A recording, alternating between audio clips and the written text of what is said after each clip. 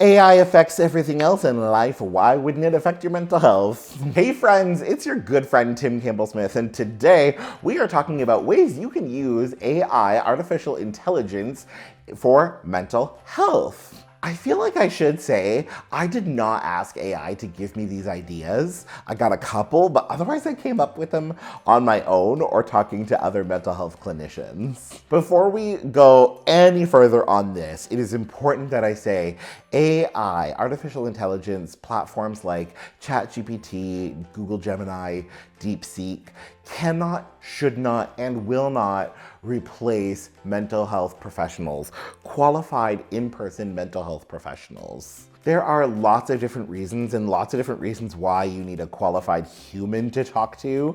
The big thing though that I want to highlight at the time of recording is that AI models are largely built on probabilities and actually showing you something that it thinks is most probable, most likely to please you, to meet your needs, as determined by you. But mental health support may not always feel useful, or someone may not always see what the practitioner is doing in their process because they are trained in an evidence-based process that works, whereas AI is trying to please you every step of the way. So still consult a professional.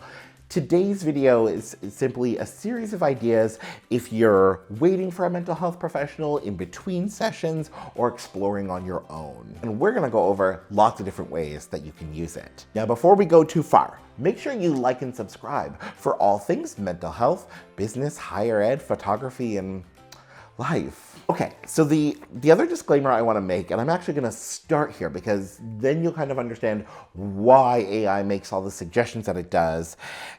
AI has a bias. All AI has a bias and a preference. Humans do too. AI being programmed by humans who have biases because that's how we have survived as a species.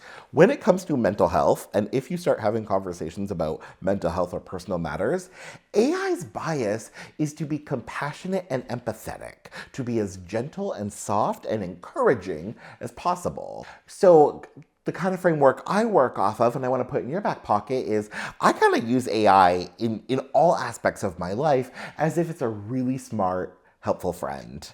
So just imagine that your friend is also really kind and compassionate and empathetic.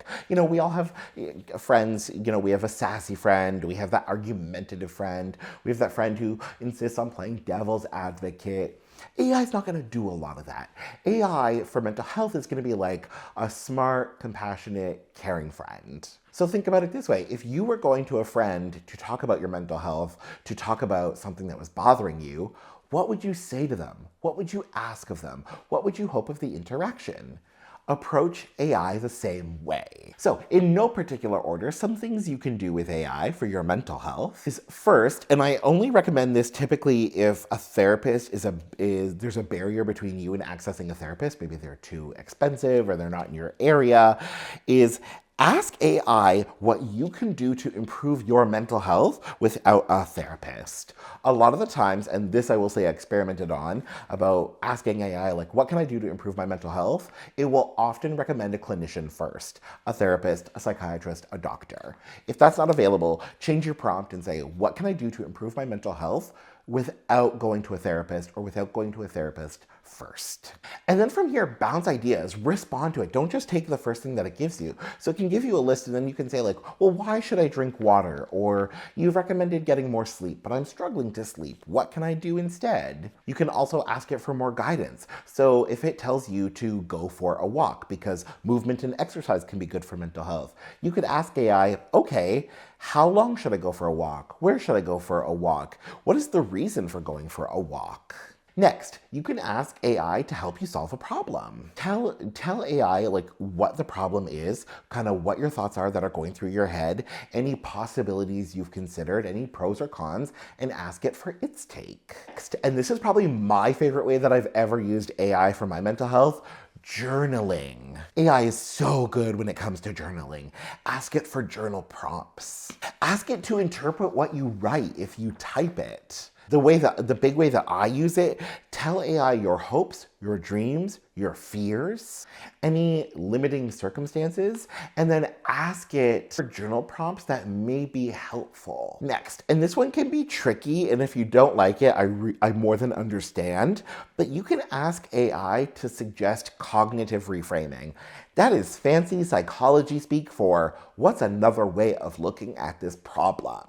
So you might, for cognitive reframing, you might want to tell it the situation and then say, what are other ways that I can look at this? Or what are other ways that I can experience this? For example, I have a prof at the time of recording who refuses to give A's. They are such a stickler for giving out A's on assignments. And I just feel so frustrated, and sometimes I feel so defeated, like, what's the point of even trying if I'm not going to get an A? So I could go to AI and say, AI, I have this prof who won't give A's and I'm feeling frustrated and defeated. What are other ways that I can look at this or I can approach the situation? And it will creatively come up with ideas. Next, ask it for general tips. One large critique I have of AI across the board is how generic it is.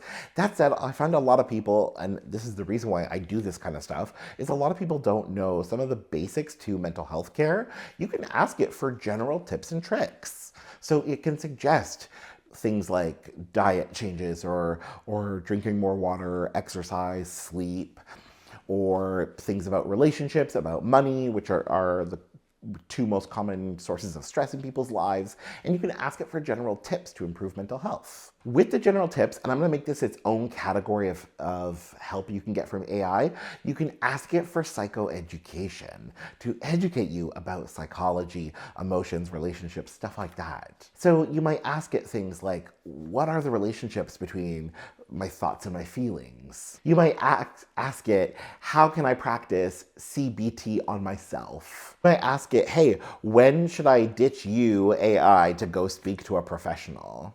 And finally, AI can be really good for role playing. Now, you'll have to kind of type out the whole thing, but conversations in difficult situations, you could say, like, here's a conversation or a difficult situation I'm expecting to encounter. Here's what I might say. What do you think the other person might say, and how do we navigate this? And AI can help with that. There's so many more, but I'll stop there. These are some really simple, quick, accessible ways that you can use AI for your mental health. Again, I really have to reiterate that artificial intelligence does not, should not, and cannot replace a trained mental health professional. If possible, when possible, where possible, please seek professional help with a live human. If that's inaccessible to you or you're looking for a holdover solution, then AI is a really cool tool that may support mental health. Comment and let me know, what are other ways that we can use AI for mental health? As always, make sure you like and subscribe for all things mental health, business, higher ed, and life. Otherwise, we'll chat soon. Bye for now.